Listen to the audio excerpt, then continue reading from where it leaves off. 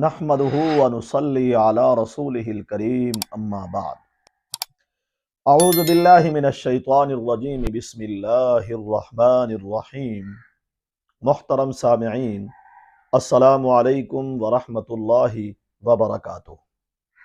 سامعین، آج ہم خواب کے اندر اپنے چہرے کو کالا دیکھنا یا اپنے چہرے کو خود خواب میں کالا کرنا یا خواب کے اندر کسی دوسرے چہرے کو کالی رنگت میں دیکھنا یا اس کے چہرے کو کالا دیکھنا، ہم اس کی تعبیر کو بیان کریں گے۔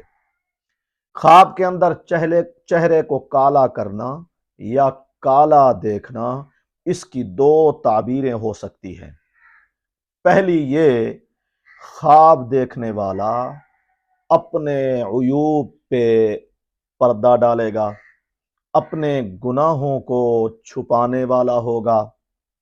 دوسری تعبیر اس کی یہ ہو سکتی ہے کہ ایسا خواب دیکھنے والا اپنی دولت کو، اپنے مال کو، جائیداد کو چھپانے والا ہوگا۔